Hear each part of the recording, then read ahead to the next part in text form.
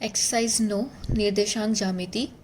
और आज का बिंदु है दो बिंदुओं के बीच की दूरी ज्ञात करना। तो दो बिंदुओं के बीच की दूरी ज्ञात करने के लिए सबसे पहले हमें ये समझना होगा कि ये दोनों बिंदु जो है ये समतल के अंदर किस तरह से व्यक्त किए जा सकते हैं। तो हमने कल देखा था कि कार्तीय निर्देशांक जो तंत्र है उसमें हम किसी बिंदु को हम किस तरह से व्यक्त कर सकते हैं। तो उसमें कल चार जो चतुर्थांश बताए थे, इसमें हम पहला चतुर्थांश ले रहे हैं। तो ये है हमारी x अक्ष, ये है y अक्ष और ये है मूल बिंदु। जहाँ पे दोनों अक्ष मिलती है उसे मूल बिंदु बोलते हैं। अब मान लीजिए इसके अंदर हमने दो बिंदु ले लिए, एक बिंदु है हमारा A और दूसरा है B। इसके निर्देशांक है x1 और y1 और इसके निर्देशांक है x2 और y2। ठीक है, तो जब A और B इन दोनों बिंदुओं के बीच की हमें दूरी ज्ञात करनी है, मतलब यहाँ से यहाँ तक की डिस्टेंस कितनी है ये हमें निकालना है। तो वो हम निकालते हैं किस तरह से, यही हम समझेंगे। तो इसके लिए क्या होता है, एक दूरी सूत्र होता है। दो बिंदुओं के बीच की दूरी निकालने के लिए सूत्र होता है। वो सूत्र क्या होता है ये देख लेते हैं। सूत्र है दूरी बराबर अंडरवुड x2 माइनस x1 का whole square plus y2 minus y1 का होल स्क्वायर। ठीक है, तो जब आप ये जो निर्देशांक आपको दिए हुए होते हैं वो निर्देशांक जब आप इस दूरी सूत्र के अंदर रखते हैं तो आपको दोनों बिंदुओं के बीच की दूरी ज्ञात हो जाती है। ठीक है, तो अब इस चीज़ को हम एक एग्जाम्पल से समझ लेते हैं। ये आपकी बुक का ही मैंने एग्जाम्पल लिया है, एग्जाम्पल नंबर 3, जिसमें दो बिंदुओं के बीच की दूरी ज्ञात करनी है। और इस वीडियो के अंदर मैं इसमें जो प्रश्नावली 9.1 है इसके जितने भी एग्जाम्पल्स दे रखे हैं वो एग्जाम्पल्स मैं सॉल्व करवाऊंगी। तो देख लेते हैं। सबसे पहले एग्जाम्पल नंबर 3 है, उसके बाद में हम एग्जाम्पल नंबर 2 से स्टार्ट करेंगे। आगे जितने भी एग्जाम्पल्स हैं वो देखेंगे। तो यहाँ दोनों बिंदुओं के बीच की दूरी ज्ञात करनी है। तो आप इस पहले बिंदु को, इसको आप नाम दे लीजिए, ये है हमारा x1 और ये है y1। इसको आप मान लीजिए फर्स्ट पॉइंट है इसका, ये है x2 और ये है। तो सबसे पहले हम लगाएंगे दूरी सूत्र d बराबर अंडरवुड x2 माइनस x1 का whole square plus y2 minus y1 का होल स्क्वायर। तो d बराबर अंडरवुड, यहाँ पे x2 का मान क्या है 5 माइनस x1 का मान क्या है 2, उसका होल स्क्वायर प्लस y2 का मान क्या है इधर 6 माइनस y1 का मान कितना है 3, तो उसका होल स्क्वायर। तो d बराबर अंडरवुड 5 में से 2 गए तो कितने बचे 3, तो 3 का स्क्वायर, और 6 में से 3 गए तो यहाँ भी कितने बचे 3, तो 3 का स्क्वायर। तो d बराबर हो गया अंडरवुड 3 का स्क्वायर कितना होता है 9, प्लस यहाँ पे भी 3 का स्क्वायर कितना हो गया 9। तो d बराबर हो गया अंडरवुड 18।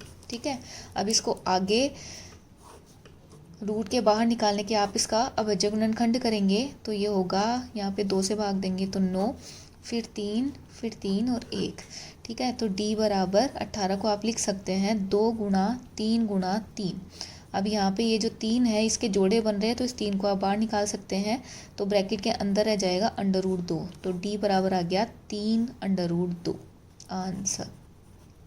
ठीक है, ये हो गया आपका एग्जाम्पल नंबर 3। अगला क्वेश्चन है एग्जाम्पल नंबर 2। यदि एक समबाहु त्रिभुज की भुजा 2a हो तो उसके शीर्षों के निर्देशांक ज्ञात कीजिए। तो ये एग्जाम के लिए बहुत ही इंपॉर्टेंट क्वेश्चन है।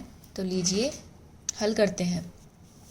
तो सबसे पहले हम क्या करेंगे, इसके अंदर ये समबाहु त्रिभुज मान लीजिए हमने बना लिया कोई, और इसकी हमें भुजाएं पता है कि भाई समबाहु त्रिभुज है उसकी भुजा 2a है ना। और समबाहु त्रिभुज में क्या होता है कि भाई तीनों भुजाएं समान होती हैं। तो अगर एक भुजा 2a है तो बाकी वाली जो भुजाएं हैं वो भी क्या होगी 2a ही होगी।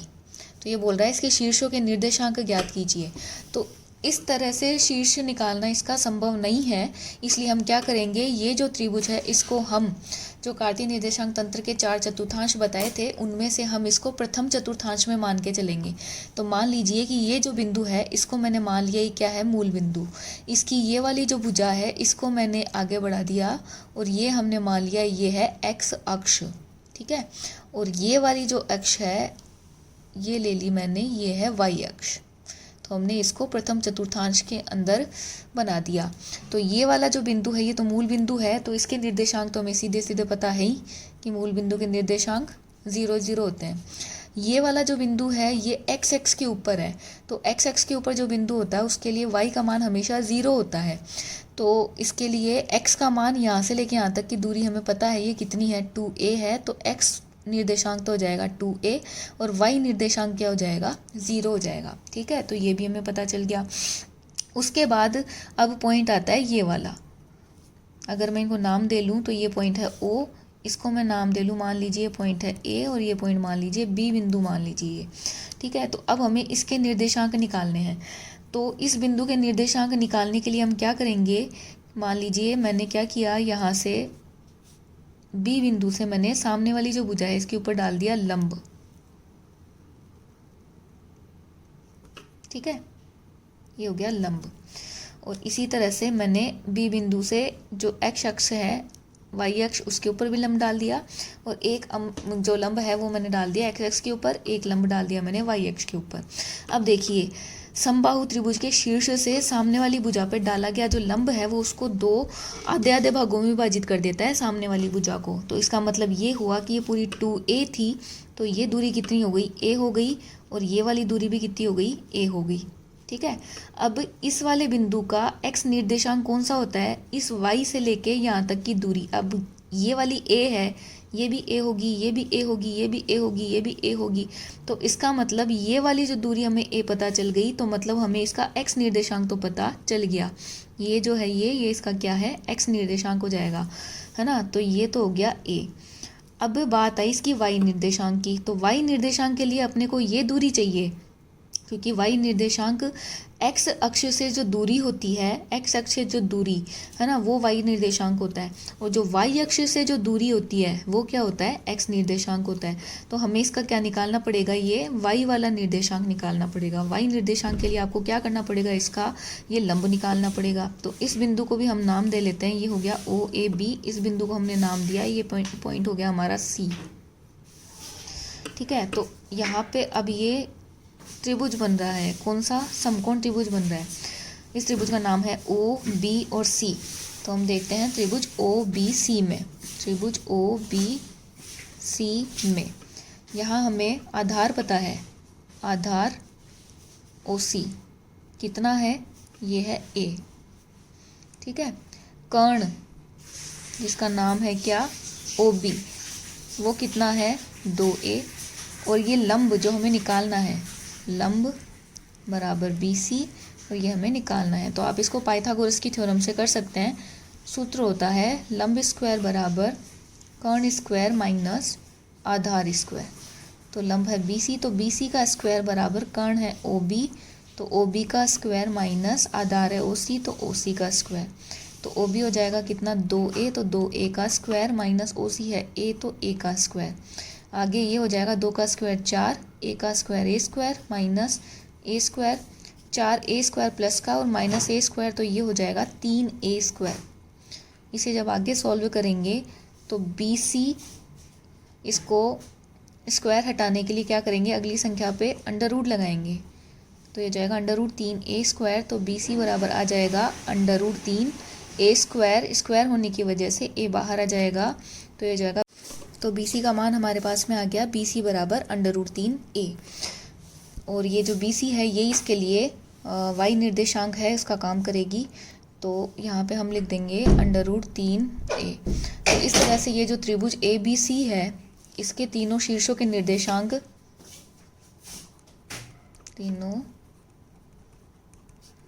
शीर्षों के निर्देशांक ये हो जाएंगे O बिंदु का 0 0, A बिंदु का 2A और 0, और B बिंदु का A और अंडर रूट 3A।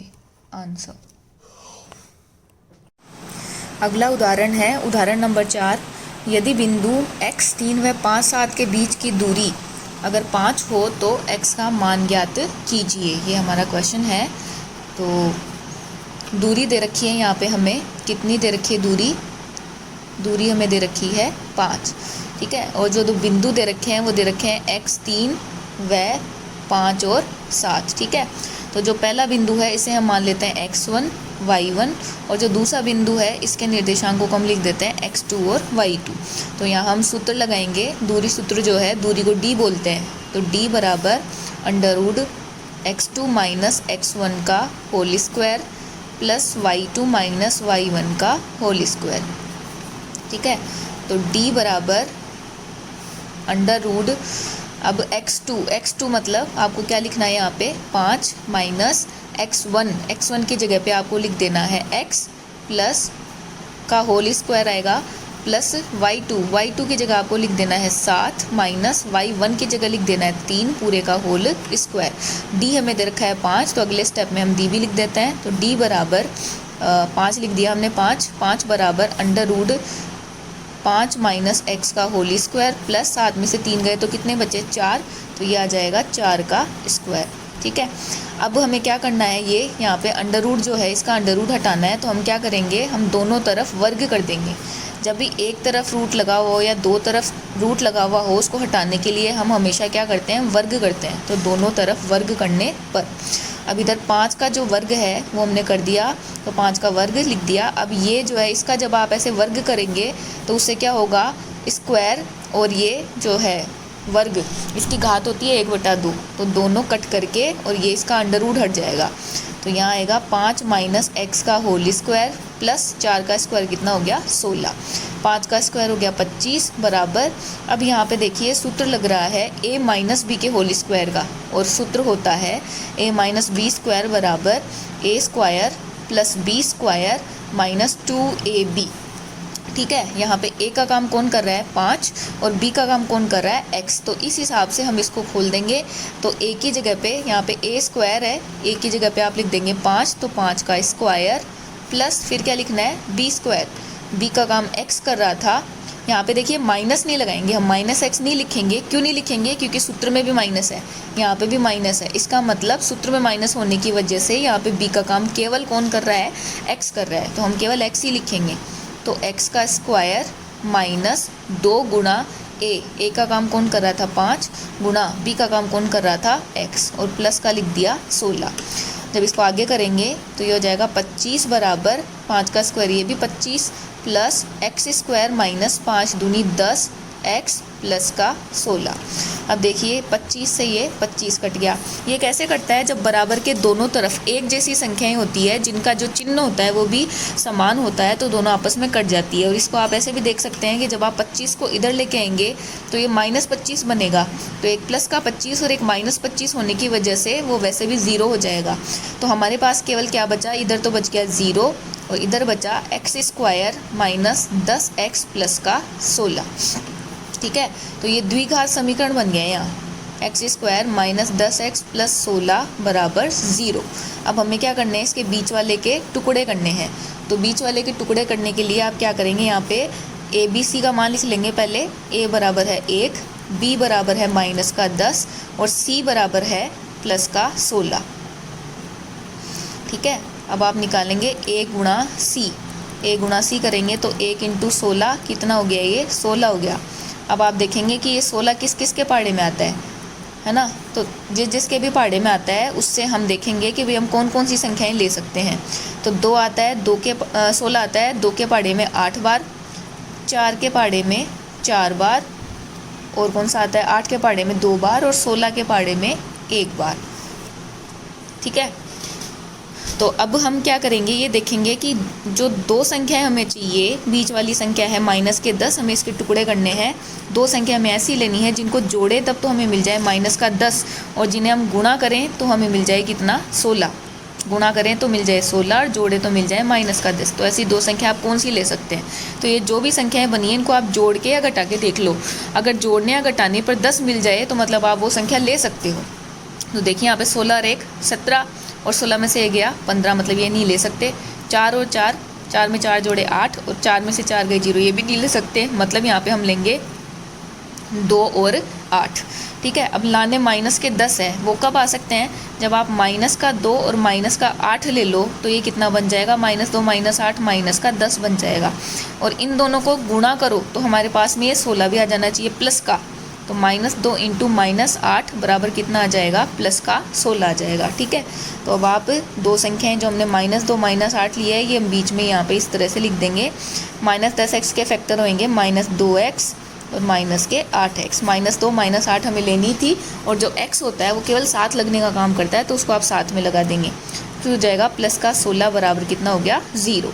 ठीक है, अब आप दो जो है उनमें से आप कॉमन ले लेंगे, दो पदों में से। इन 2 पदों में से x कॉमन है तो x ले लिया, यहाँ क्या बचा, एक x बच गया। फिर क्या बचा, माइनस, इसमें से क्या बच गया, x कॉमन ले लिया बाहर, यहाँ बच गया 2। अब माइनस आपने यहाँ पे ले लिया, आगे लिख लिया। तो माइनस कॉमन लेने से क्या होता है कि ब्रैकेट के अंदर जो भी हम संख्याएं या पद लिखेंगे उनका निशान चेंज हो जाएगा। जो प्लस का है वो माइनस का बन जाएगा, और जो माइनस का है वो प्लस का बन जाएगा। अब इन दोनों में से कॉमन क्या दिख रहा है, ये 8 है, ये 16 है। कौन सी ऐसी संख्या है जो दोनों के पहाड़े में आती है, तो वो है 8। आप यहाँ पे 8 लिख देंगे। अब यहाँ क्या बचा, x। अब देखिए ये प्लस था, माइनस कॉमन ले रखा है, इस वजह से ये प्लस क्या बन जाएगा, माइनस बन जाएगा। और ये हो जाएगा 16, 8 के पहाड़े में कितनी बार, 2 बार, तो यहाँ लिख देंगे -2 बराबर हो गया कितना, 0। अब इन दोनों को आप बाहर निकाल लेंगे तो ये हो जाएगा x माइनस का 2, और जो बच गया वो लिख देंगे, ये हो जाएगा x माइनस के 8 बराबर कितना, 0। ठीक है, तो इस तरह से आप इसको आगे करेंगे तो दोनों को अलग अलग 0 के बराबर रख देंगे। x माइनस 2 बराबर 0 और x माइनस 8 बराबर 0। तो x बराबर ये उधर जाके प्लस का बन जाएगा, तो x बराबर कितना आ गया हमारे पास में 2, और इधर भी आप 8 को उधर ले जाएंगे तो x बराबर यहाँ पे भी कितना आ गया, 8। इस तरह ये आपका जो एग्ज़ाम्पल नंबर जो 4 है, ये एग्ज़ाम्पल नंबर 4 कंप्लीट होता है।